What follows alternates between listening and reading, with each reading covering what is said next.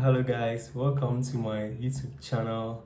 It's your boy Manel for Cloud. And if you are a recurring viewer, welcome back. And if you are new, please subscribe, leave a comment on my videos to help support me.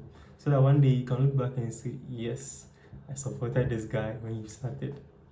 Yeah, you get to be one of those guys that get to see that. So just subscribe. Thank you. And if you are a future recruiter, coming in here, yeah, this is how it all began. This is the beginning of my journey. So yeah, this is my fourth week in AWS Azubi Africa training program, sponsored by Mastercard Foundation and Generation Ghana. Yeah, so it's my fourth week, and here's what I've learned. First of all, I really wish I had taken my Linus education very seriously back in university, because Linus was like a course that we did for what, like one semester, then we just discarded it, we forgot about it. And unfortunately, in cloud engineering, Linux is very essential. It's what you basically use for all your commands and stuff, and scripting in Bash, like all those stuff. These are stuff that I wish I had really taken seriously. So I've really been struggling with that, but hey, we are still kicking. And today, what I'm about to present is a presentation that me and my group did. My group and I did in this class presentation. It was on Namibian Telecom. It's a telecom giant in Namibia that got hit by a ransomware back in December 2024. It was a very big deal. It was all over the news. And we are here to sort of like give an overview of the case study, how it happened, and the things that they could have done or should have done to prevent this, and the things that they could have and should have done when this incident happened to mitigate the problem. So without much ado, let's get into it, and thanks. Right now, they are sneaking through the rooms, going through room by room, looking for valuable things to, steal. They spend time gathering sensitive data, 626 gigabytes of it. They were likely targeting business files, customer information, internal documents, and anything valuable or embarrassing. Finally, once they had all the data they wanted, they pulled the trigger. They encrypted the company's systems, locking everyone out. Then they demanded a ransom, threatening to leak the data if the company refuses to pay up. Next slide, please. So now let's talk about what this kind of attack usually costs a company, not just financially, but in every sense. First of all, sensitive customer information was stolen. We are talking about personal details, business documents, maybe even financial records. That's a huge privacy issue and can trigger legal and regulatory consequences. The attack also crippled their systems. They were either running like very slow or running completely down. This kind of disruption makes it hard for employees to work and for customers to access services. And in telecom, a small downtime is a big deal. Once news go out, and it always does, public trust takes a nosedive. Customers start wondering, hey, is my data safe with these guys? That's the kind of doubts that can stick around long after the systems are back up. And there is money, not just the ransom money, even if it's paid or not paid. The cost of recovering your systems, cybersecurity audits, future protection, and the possible fines and lawsuits that will come from customers because their data have been leaked, and some customers that will choose to walk away because of this data leak. Next slide, please.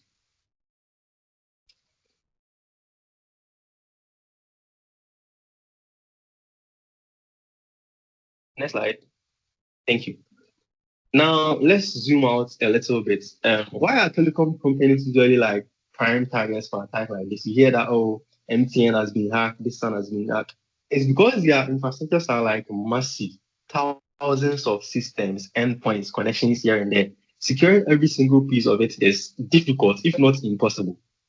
When you've got data flowing constantly between these users, this tower here, and backend systems there, it makes it difficult to keep hold of everything. Plus, they hold a lot of sensitive information, like important information. customer identities, billing information, call logs, and even location data. You know, hackers love this kind of stuff. It's easy for them to sell or use for future attacks.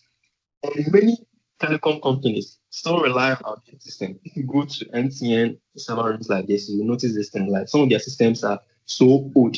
So they weren't even designed with any modern cybersecurity systems in place. These systems are harder to pass and often they don't play nicely with new security tools. Telecom companies too, know they can't just go off like offline completely for maintenance of updates, not without affecting their customers. Right now, if you are there and MTN network goes off for like a few minutes, you'll be in your house making noise, insulting them. Why are these people like this? Why are these network people like ruining my life? I have videos to watch, I have a class to attend. So this makes patching through security like very difficult because they can't shut the system down for like a full deep scan or maintenance. And with their thousands of employees, especially in their customer service, in their technical support, sometimes some of the people in customer service are probably like just 18-year-olds that are just fresh out of SHS.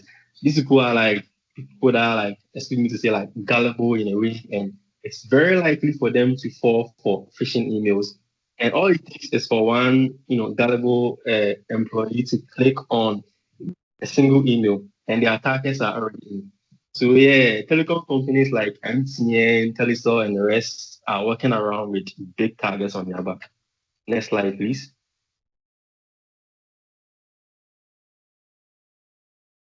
So how did these attackers actually pull this off?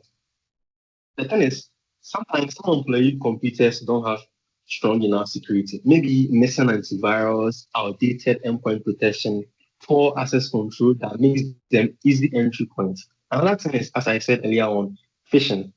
Maybe a staff member got an email that looked legit. Maybe it's from company's IT support or quote unquote a client.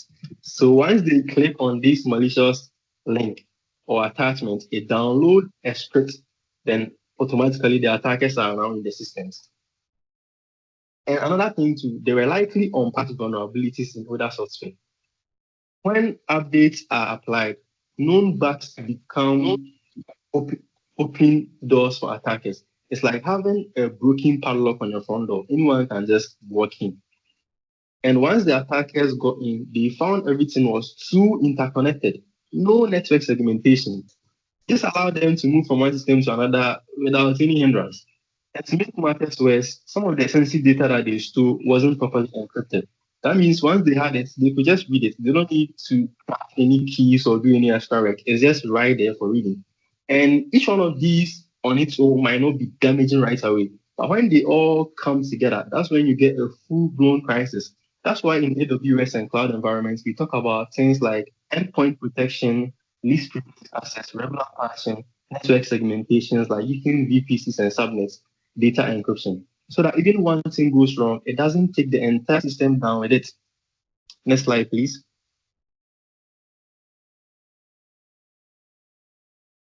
Okay, so let's say the worst has happened. The ransomware has hit your network. What do you do now? First things first, you isolate the damage. Any computers or servers showing signs of infection gets pulled offline immediately.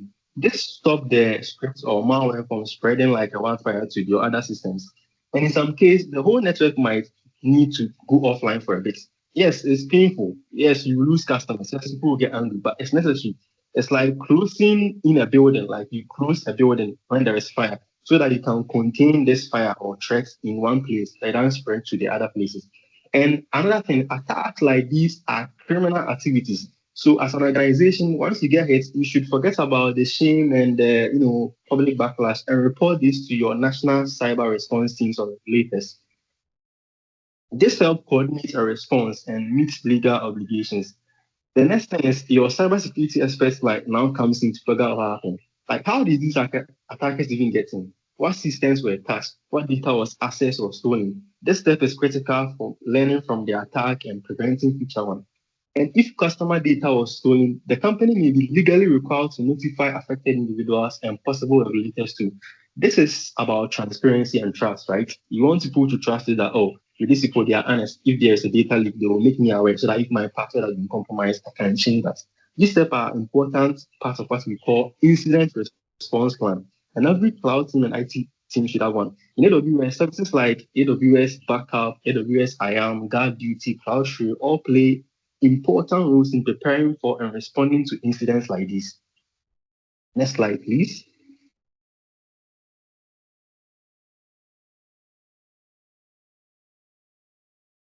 Next slide.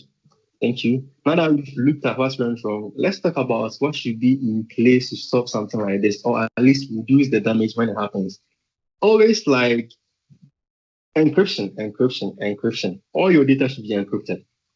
Both the ones at rest and the ones that are in transit. That way, if an attacker manages to steal something, all they get is like gibberish, unless they have the keys. In AWS, you can use AMS. Someone is unmuted, please mute yourself. You can use tools like KMS, which is the key management service for this. One of the easiest way is to keep attackers out is to keep your systems updated. Unpatched vulnerabilities are like unlocked. So you use automation tools to roll out updates and stay on top of vendor security advisories. And in an organization, your people are your first line of defense or your weakest links. So ongoing training help your staff recognize phishing emails, social engineering tricks, and bad security habits. Even if it's just teaching them that, oh, if you see a link that looks sketchy, don't click it. This goes a long way. And don't let one compromised system give attackers access to everything. Break your network into secure zone so that if one area gets hit, the rest are safe. Think of VPCs, private subnets, and a tightly scoped security in AWS. And another thing is you can't fight what you can't see. So you should use tools like AWS Guard, Duty, Culture, and Security Hub to help you spot suspicious activities early on. So that the sooner you know something is wrong, the faster you can respond and limit the damage. Next slide, please. Okay, so now we've talked about the risk. The attack has already happened, the defenses that we try to set in place. Now let's look at why it's important to have all these cybersecurity practices and how they are worth the effort. So with the right defenses in place, like encryption, patching, and employee training, you make it much harder for attackers to break in. They are more likely to move on to an easier target. And if something goes wrong, strong monitoring tools and incident response plan mean you can spot the issue quickly and act fast before it spread across and cause major damages. And when customers know that, oh, these companies are serious with our data, they are more likely to stick with you and trust your business. See, trust is hard. It's very hard to win someone's trust, and it's one of the easiest things to do. You do one thing, and people don't trust your business again. So, cybersecurity helps protect your reputation.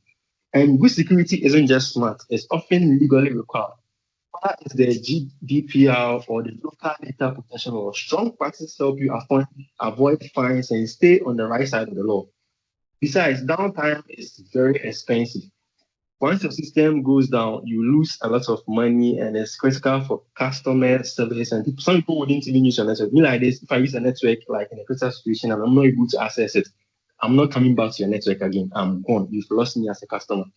And the more your team updates and talk about security, the more it becomes part of your company. That's when you go from reactive to proactive, spotting risks before they even become public. So yeah, in conclusion, security isn't just some IT checklist that you check, oh, I've done this, I've done this. It actually enables your business. It's, as I like to say, a business enabler. It keeps you safe, it keeps you trusted, and it keeps you in business. Thank you for your time, guys.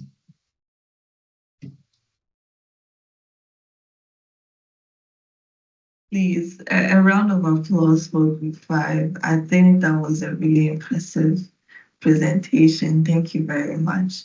Straight from Namibia. Exactly. Oh, okay. So kudos to Group 5. As mentioned before, that was a really great presentation. I like the pacing of the presenter. And also the contents of your slides too were very rich. Also, please share your slides in the chats because we are learning from each other, so that we can also pick pieces of information from you. So Thank you, Group 5. Do we have any questions for Group 5? Any questions? I also like the parallels you drew with the AWS services. I think that was a really nice thing you did. So do we have any questions for Group 5 before we move to Group 6? The pace has been set and you are now coming to prove yourself. So Group 6, Group 5, do we have any questions for them?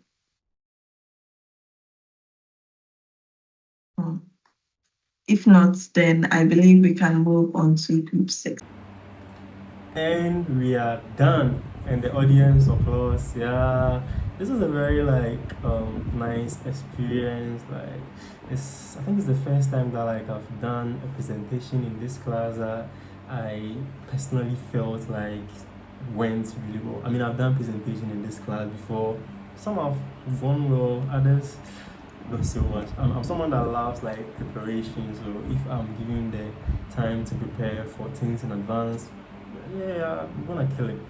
But if it's like high stress, I mean, I will do my best, but will it be as best as if I had time? Probably not. So yeah, thanks for sticking out with me, guys. I know it was like 15 minutes long video, but this is my first long form video like this.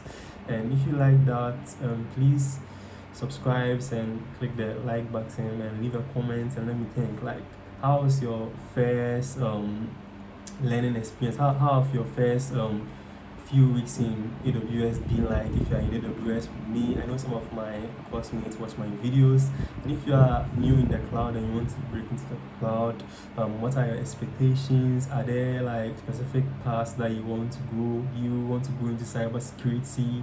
Do you want to go into solution architect? Do you want to be a consultant, a freelancer?